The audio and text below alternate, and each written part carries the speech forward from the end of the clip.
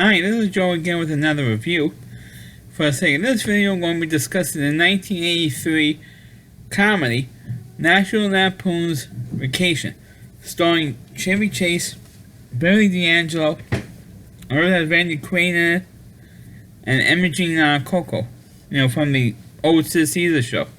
Because this started a series of films starring pretty much the same cast, which became one of the jokes we're going to get into in a minute. But pretty much Chevy Chase being the patriarch of this family called the Griswolds, and one series of adventures of another in terms of a particular vacation. Now the problem is that of course not only is it a long series of films, but I think about maybe four or five different films in this series, but they're all pretty much the same types of jokes, the same type of crazy oddball situations that the family has gotten itself into. And not only that, but of course they all star Chevy Chase and Billy D'Angelo as his wife. And the problem is that one of the big jokes of this series is the fact that the two teenagers who play the kids, they change every movie, so you have two different actors playing the two kids in each one of the films, instead of having the kids grow and age, and if they age out it's one thing, but every movie it's a different. They hired two different actors to play the two kids. In this particular film, which is the first one in the series, which is of course this Vacation. Because Dana Barron, who of course if you happen to be fans of Beverly Hills 90210, she played Nikki, who was Brandon Walsh's girlfriend during season 3 of that series. And you had Anthony Michael Hall play the son in the very first Vacation film. But then in the other films you had different actors playing the two characters. Well, in the first film, which is going to be discussed, and that was a long intro for me. The first film was, of course, National Lampoon's Vacation, and the film was basically about the Griswolds family traveling cross country to go to California to this amusement park, which is like a rip-off of Disney World, called or should I say Disneyland, because it's in California.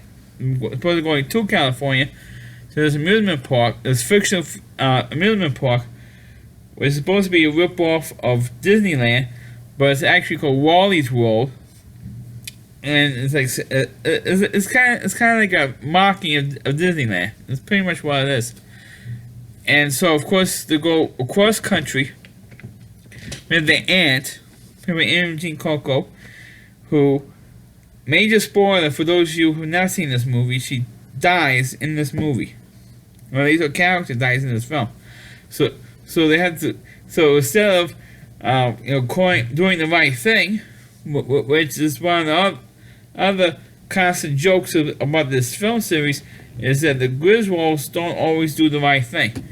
Particularly the Chevy Chase character. He never does the right thing. He goofs up royally, constantly throughout each one of these films. And what happens is he goes to a relative's house in Phoenix and just dumps her off during a rainstorm, when it's raining out, dumps her in front of the house, and then they get in the car and drive away, and that's it.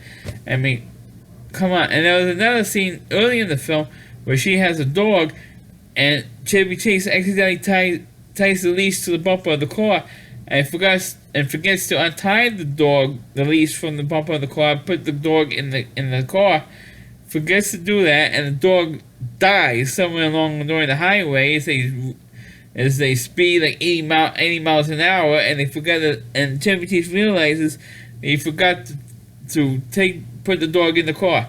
So it's like stuff like humor like that. It's like throughout this whole series.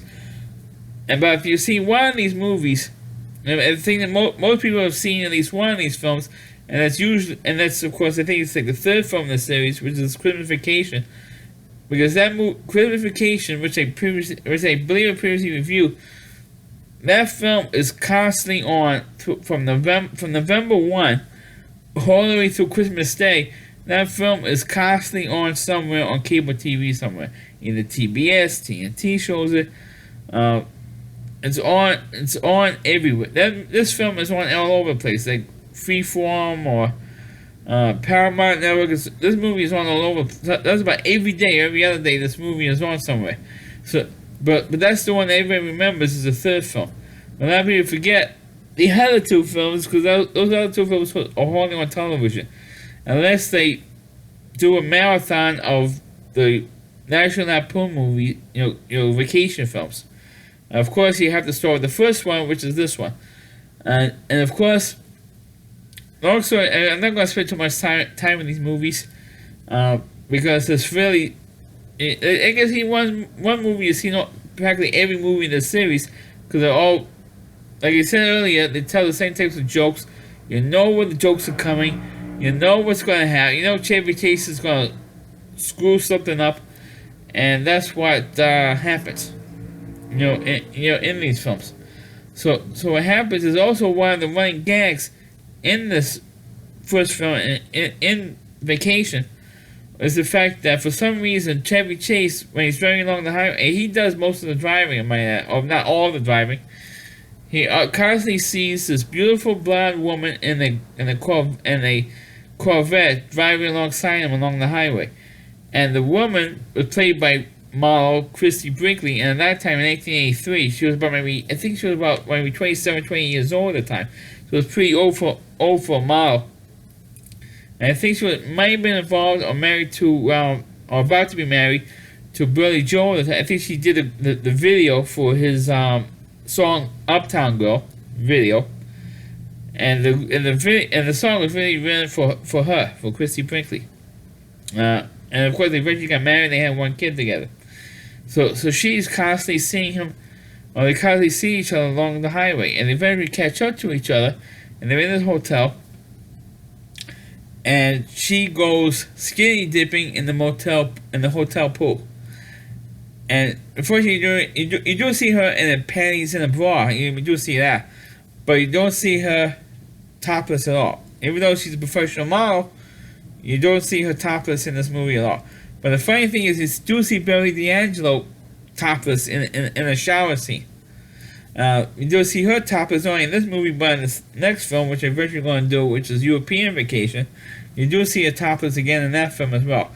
It's okay to have Beverly D'Angelo topless, but it's not okay to have Christy Brinkley topless. I mean, come on, she's a professional model. She poses in her underwear or bikinis on camera, so it's not that strange. It's not that strange for her to see her, in wearing very little of anything, in front of a camera. So who knows? Maybe because it was the first time acting in a movie. I don't know. Maybe she had a contract or something. So Chevy Chase dives in and he screams because the water's too cold or whatever.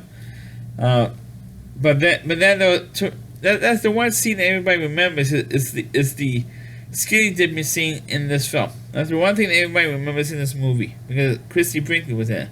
Especially if you have to be fans of the Sports Illustrated swimsuit issue, and she was recently on the cover for the third time in about 5 years. She was I think she was the first girl or cover girl to be on the cover 3 times.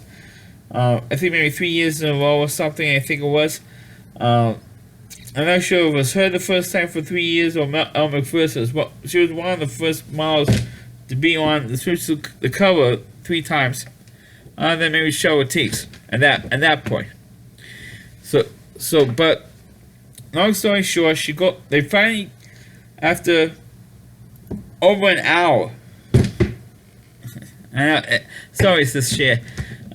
After over an hour of getting to, because practically this entire movie, and I'm not kidding, practically this entire movie is the Griswolds traveling across country. That's practically the whole movie. And then they finally get to the amusement park and they realize the amusement park is empty. So Chevy Chase says, oh, maybe because we're the first ones here, maybe because it's not open yet, and maybe that's why the parking lot is empty. And then they get to the front entrance and they realize that there's a big sign that says, I'm sorry, it says sorry, but the park is closed for the next 2 weeks because we're going to be cleaning and making repairs around, cleaning the park, repainting some things, repainting some of the rides, and repairing wherever rides needs to be repaired. We're doing it all in the next 2 weeks. So sorry for the inconvenience, but we're doing all the repairs, cleaning, and repainting the park.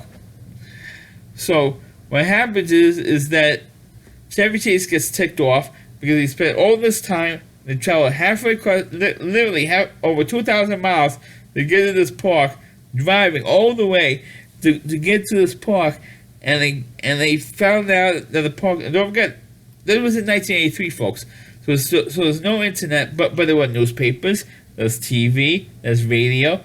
So conceivably they could have found out about it that way. Listening to the car radio, or watching on TV when they made stop off at a motel for the night. They could have heard somewhere, but of course that will ruin the rest of the movie if they did that joke way earlier.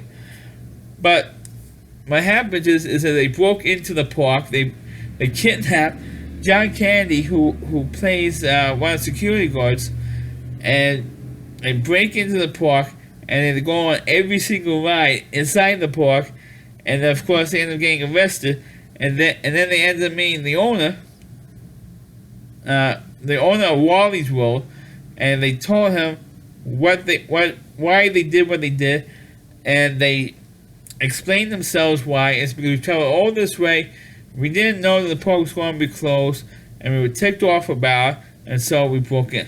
That's what we did. No, conceivably they could have ended up in jail for it, and the cops were putting the handcuffs on Beverly D'Angelo's character and the two kids, handcuffing them, and when the owner had second thoughts about it, and says, he thought about it, said, it's alright, I understand, and he says to the cops, let him go, and that's pretty much how the movie ends. I mean, it's kind of like a weak ending for the film, a film that a lot of people consider to be like a comedy classic for 1983. Of course, I know there are many big name comedies that came out that year. Because over here this was the year that we had Return of the Jedi came out that year.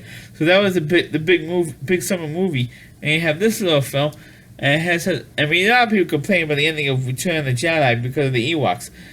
This ending was way worse than that movie, especially since you waited so long for the Griswolds to finally get to the amusement park, and they find out that the park is closed. And the funny part is that they broke into the park, and then instead of ending up in jail for the rest of the vacation, the owner of the amusement park just lets them go. I mean, come on! I mean, it was such thing crap. I mean, if it wasn't a movie, if this was any kind of based in reality, all four of them would be in jail. But since it was a movie, and these are the main characters, they let them all go. But as a film, I thought it was, even though the movie is not very long in length, it's maybe an hour 40 minutes, hour 45 minutes tops. So it's not a very long movie, but it took such a long time for them to get to the amusement park. I mean, it took such a long time for them to get there that you just practically skip over the entire movie until they finally get to the amusement park, and you just watch the last 20 minutes of the movie. That's what's worth it for me about the last 20 minutes of this film. I mean, that's how bad. Because true or not, I'm not a Chevy Chase fan. Most people today are not Chevy Chase fans, but because of a movie like this, because he plays as a dummy for a character, as an idiot for a character. I mean, he's so dumb, he makes Forrest Gump look like Albert Einstein, in comparison. And also, I forgot to mention this one particular scene where they visit the relatives, they visit cousin Randy, or the Randy Quaid character, and his daughter, Randy Quaid's daughter, gives a big marijuana joint to Dana Barrett's character, the daughter, or Audrey, Chevy Chase's daughter in the film. And this is 1983, folks. I mean, this is before marijuana became legal in the United States. So you have that type of thing with us smoking the pot. I mean, come on. I mean, you have to be real, so realistic on that stuff. But I mean, it's fun to see like 9 years before she was on Beverly Hills 90210 for that one season, from 92-93 TV season, to see Dana Barron in this film, and she was really really cute. I mean, she was cute, and she's not a bad looking young girl at that time. I think she was barely 20 years old at that time. At the time that she did this movie, and it's kind of cool to see her in this film. And it's unfortunately the only two roles she's known for, being in National Lampoon's Vacation and Beverly Hills 90210. That's the only two things she's known for, unfortunately. But that's my review of the movie National Lampoon's Vacation. Please click on the video, please rate it. Please subscribe to my channel, and please forward this video to your Facebook pages. You can check out all my reviews and on my YouTube channel at rallyc.com. There's all WDY. And C.com is the homepage of Rally Reviewer, Chris Lee Moore, and please check out all of his videos on his website. Thanks for watching, and catch you next time.